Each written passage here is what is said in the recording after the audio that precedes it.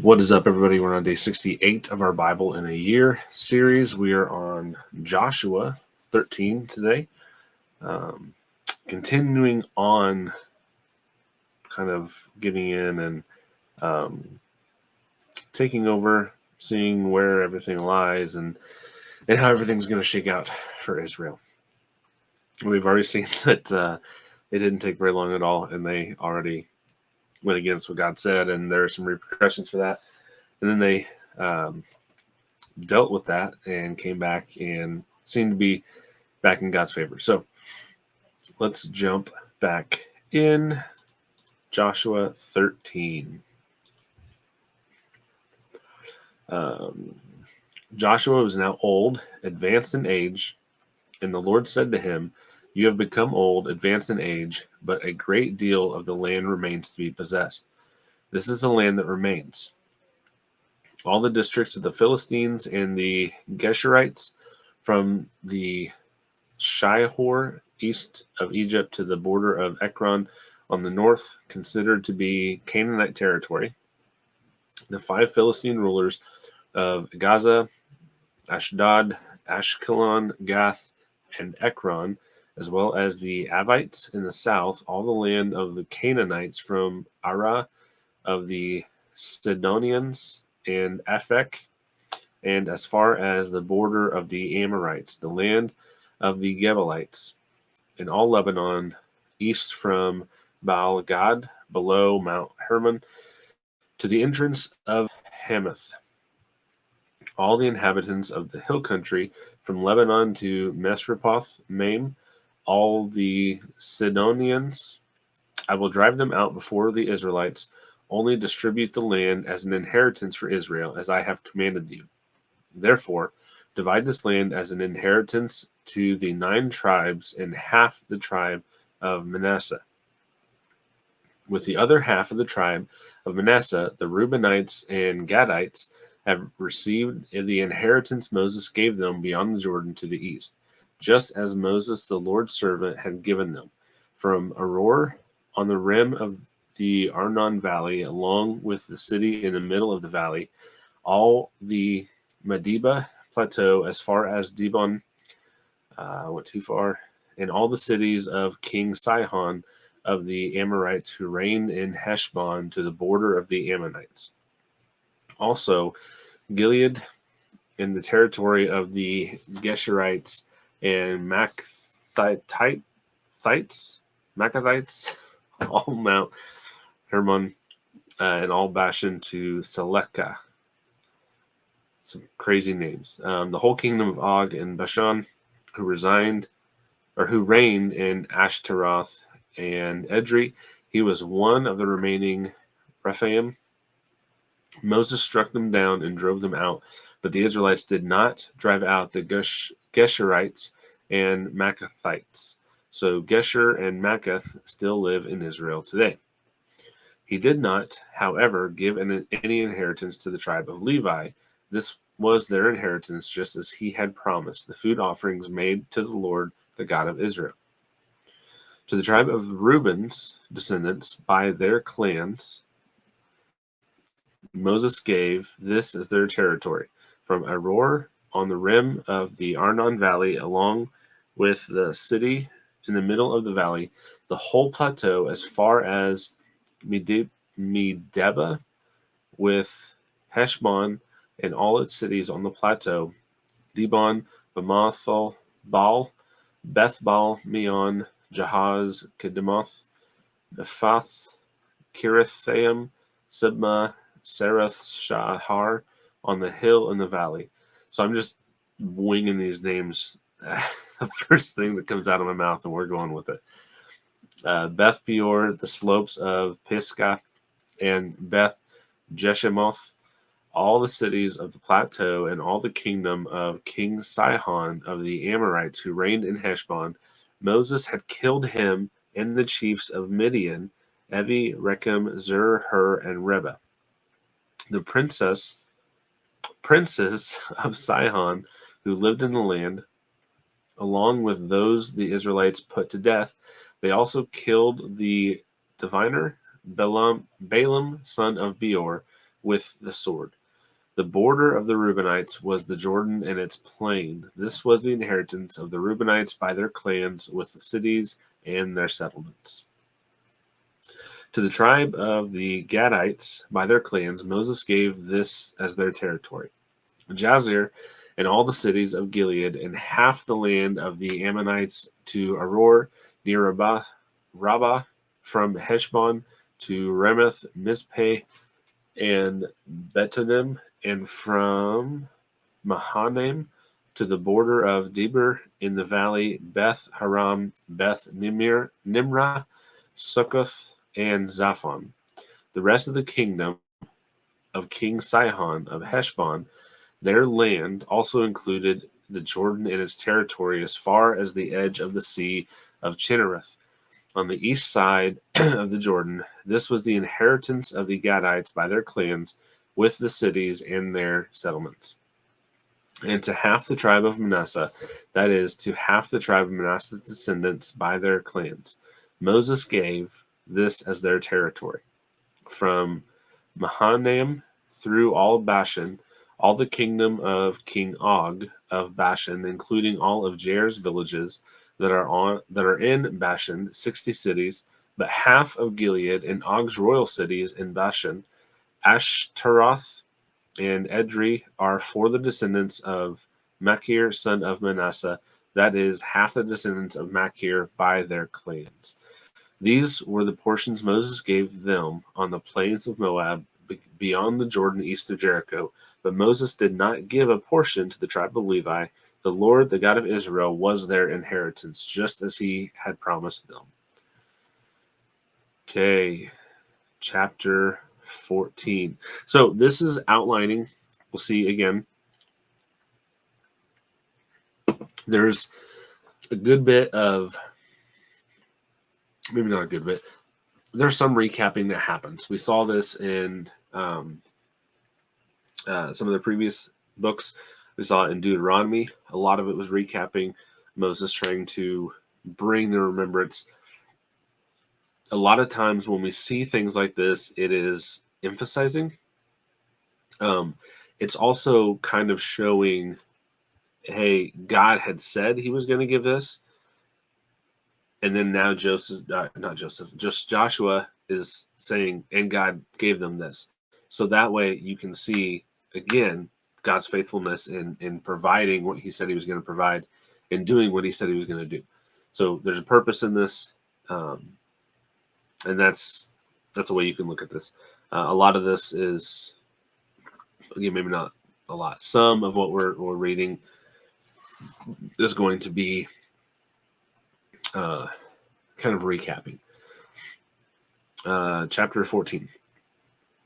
The Israelites received these portions that the priest Eleazar, Joshua son of Nun, and the family heads of the Israelite tribes gave them in the land of Canaan.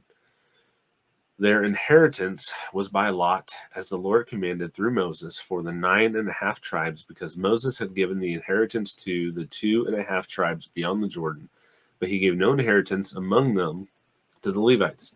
The descendants of Joseph became 2 tribes, Manasseh and Ephraim. No portion of the land was given to the Levites except cities to live in, along with pasture land for their cattle and livestock. So the Israelites did as the Lord commanded Moses, and they divided the land. The descendants of Judah approached Joshua at Gilgal, and Caleb, son of Jephunneh, and Kenizzite, said to him, "You know what the Lord promised Moses, the man of God, at Kadesh Barnea, about you and me? I was 40 years old when Moses, the Lord's servant, sent me from Kadesh Barnea to scout the land, and I brought back an honest report.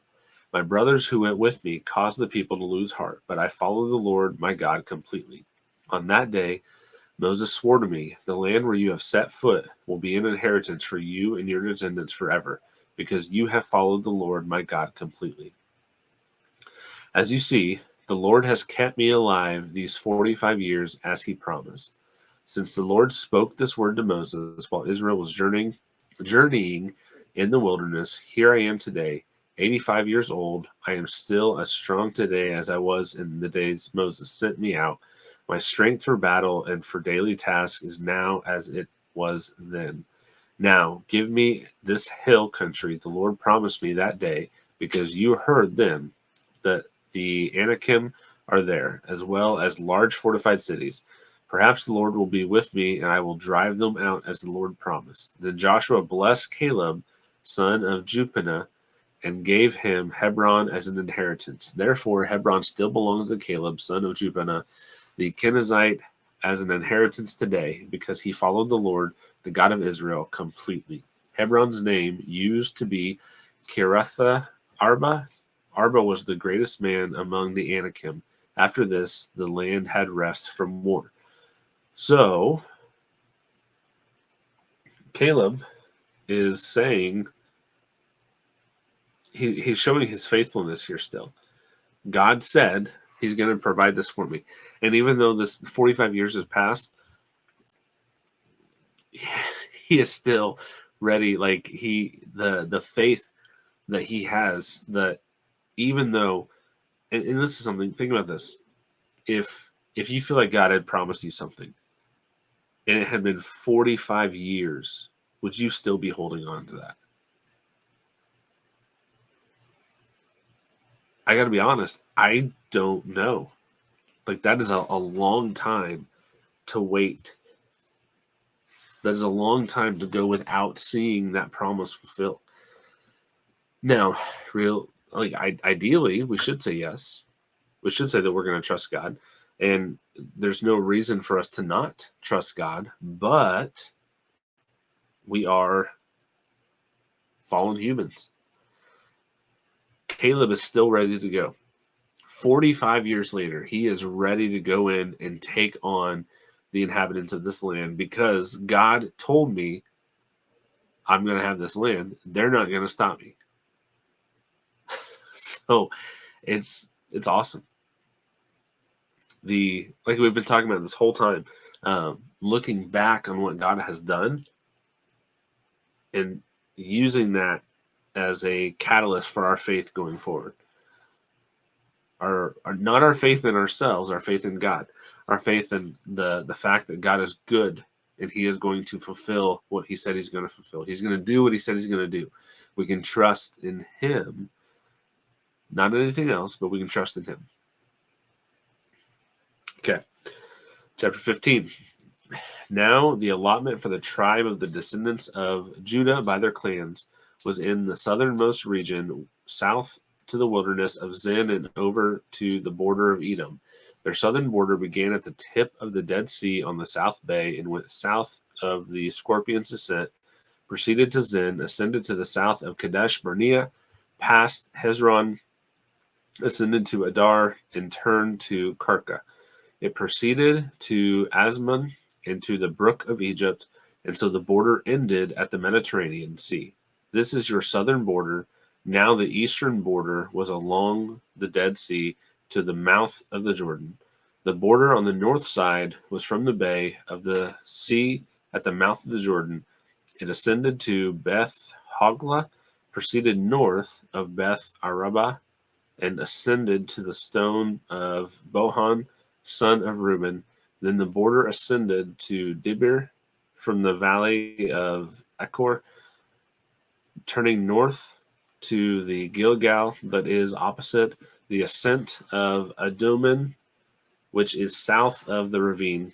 The border proceeded to the waters of En Shemesh and ended at En Rogel. From there, the border ascended Ben Hinnom Valley to the southern Jebusite slope, that is Jerusalem, and ascended to the top of the hill that faces Hinnom Valley on the west. The northern end of Rephaim Valley, from the top of the hill, the border curved to the spring of the waters of Nephtoah, went to the cities of Mount Ephron, and then curved to Bala, that is Kiriath Jearim. The border turned westward from Bala to Mount Seir, went to the northern slope of Mount Jearim, that is Chesalon, descended to Beth Shemesh, and proceeded to Timnah. Then the border reached the slope north of Ekron, curved to Shikharon, proceeded to Mount Bala, went to Jabneel, and ended at the Mediterranean Sea. Now the western border was the coastline of the Mediterranean Sea. This was the border of the descendants of Judah around their clans. He gave Caleb, son of Jephunneh, the following portion among the descendants of Judah based on the Lord's instruction to Joshua. Kiriath Arba, that is Hebron. Arba was the father of Anak. Caleb drove out from there the three sons of Anak, Sheshai, Ahiman, and Talmai, descendants of Anak. From there he marched against the inhabitants of Debir, which used to be called Kiriath Sepher. And Caleb said, whoever attacks and captures the Kiriath Sepher, I will give my daughter Aksa to him as a wife. So, nothing like some incentive, right? So Othniel, son of Caleb's brother, Kenaz, captured it, and Caleb gave his daughter Aksha, Aksha, I don't know how I'm saying that, to him as a wife. When she arrived, she persuaded Othniel to ask her father for a field. As she got off her donkey, Caleb asked her, "What can I do for you?" She replied, "Give me a blessing. Since you have given me land in the Negev, give me the springs also." So he gave her the upper and lower springs. This was the inheritance of the tribe of the descendants of Judah by their clans.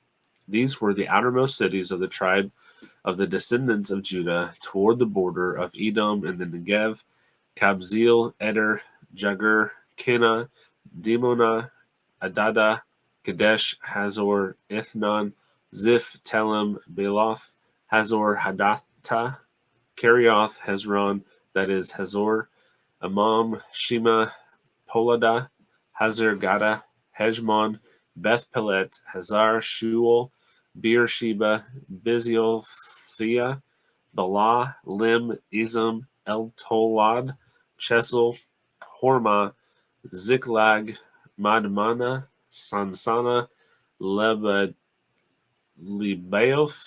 Shilhim, Ain, and Rimmon.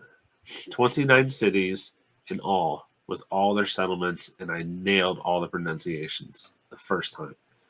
In the, in the Judean foothills, okay, here we go. Eshtaol, Zorah, Asna, Zanoah, En-Ganim, Tapua, Enam, Jarmuth, Adullam, Soko, Azekah, Sharim, Adithaim, Gedera, and Gederathim, 14 cities and their settlements. Zenon, Hadashah, Migdol, Gad, Dilan, Mizpah, Joktheel, Lachish, Bozkath, Eglon, Kaban, Laman, Chitlish, Gederoth, Beth Dagon, Nama, and Makkedah, 16 cities with their settlements. Libnah, Ether, Ashan, Iptah, Ashna, Nezib, Keilah, Achzib, and Marsha, 9 cities with their settlements.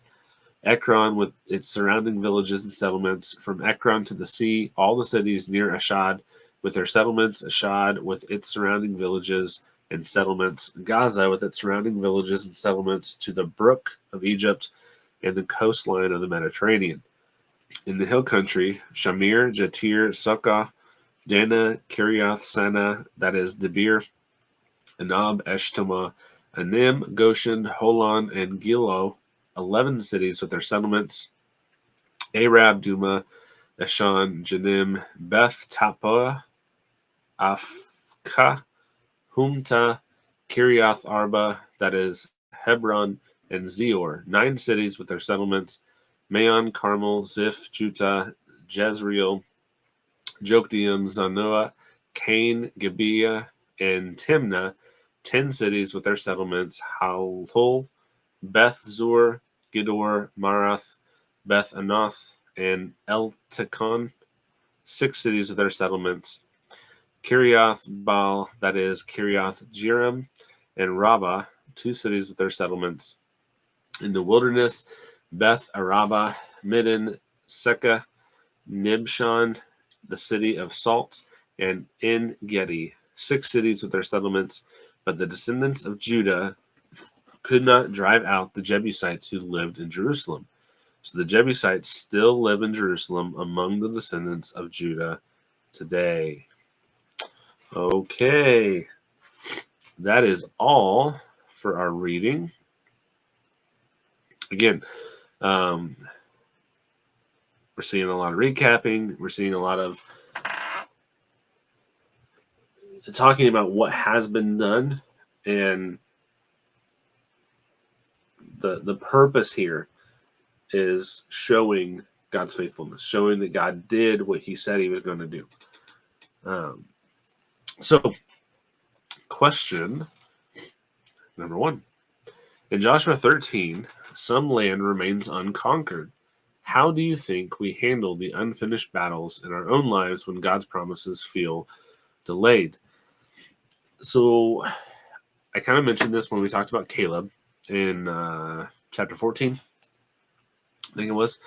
And even when it seems like the timing is wrong, when it seems like God is not there, God is not doing what he's said he's going to do, it reminds me of stick around long enough and you'll hear me make a reference to Lord of the Rings, mainly because it is the greatest movie franchise ever, and it's not an opinion thing, that's a statement of fact. But it reminds me of the Lord of the Rings when Gandalf says, I think it's the beginning of the first. Gandalf says, "A wizard is never late, nor is he early. He arrives precisely when he means to," right? And kind of the similar thinking here, that God's not late on fulfilling his promises. He's also not early on fulfilling his promises. He acts exactly when he means to act. He does things exactly when he means to do them. And nothing that happens surprises God. Nothing that happens is unexpected or throws a wrench in God's plans or anything like that. He knew what was going to happen before it happened. He knew what was going to happen before the world was created, right? So the idea here is that, like we see with Caleb, it's been 45 years, and he's still stuck with what God had planned. He was ready to go into battle at 85 years old, right? I think it was 85 years old. He was ready to rush into battle because God had told him he was going to get this, so he was going to get it. Just like we saw, I mentioned a couple days ago with Paul, that God told him he was going to talk to Caesar, so when that snake latched on, it didn't matter that it was a venomous snake. Nothing that happened mattered because God told him he's going to talk to Caesar, so he's going to talk to Caesar. And that's how Paul saw it. And that is faith built on confidence of what God has already done. Question 2. Caleb's request for Hebron in chapter 14 shows his faith and courage. What inspires you most about his story, and how can we emulate that today? I touched on this already. I think for me, the idea that he, from day one, when he got back from spying to 45 years later, he wasn't dissuaded. He wasn't feeling like maybe God's changed his mind. Maybe God's not going to do this. He was still ready to go, as if God just made the promise yesterday. Like he was just ready. Like I said, that is something I would like to think that I would be able to hold on for 45 years. But that would be a very difficult thing to do, especially to have a specific promise like that. And then he doesn't get it right then because of the sins of other people. He trusted God back in the original day. And even though it wasn't his fault and he had to wait to receive that because of other people, he still, 45 years later, it was like it had just been promised and he was just boom, ready to get in there, unwavering in his faith in God. That is phenomenal to me. It's just absolutely amazing, beautiful, beautiful. Question 3. The detailed land divisions in these chapters might seem dry. Why do you think it matters that God cares about the specifics of his promises? I think it, like I've said, it shows the specificity of what he said he was going to do, and then the fulfillment of that specificity. So there's a couple elements that kind of go into this. There's the total land that's taken. It shows that he was right there. There is the division of the different tribes, which kind of has two elements to it. Number one, none of the tribes got wiped out. They were all still there. They all still had enough people to take these different sections of land. But then also, their borders were set up like God had said they were going to be set up. So there's a lot of different elements to that God had said previously, and they are being fulfilled there. So the specificity of that is important, as well as just the general idea of the land that they got is important as well. So that is it for today. Appreciate everyone watching, listening. Don't forget to like, subscribe, comment. I love hearing from people, and I'm really enjoying the series. I hope it's been a blessing to you guys. If it has been, don't forget to spread the word. Word of mouth is the best way the podcast spread. So if it's been a blessing to you, pass it along to somebody else. Maybe it can be a blessing to them as well. And we'll be back tomorrow with more of Joshua. Thanks. God bless.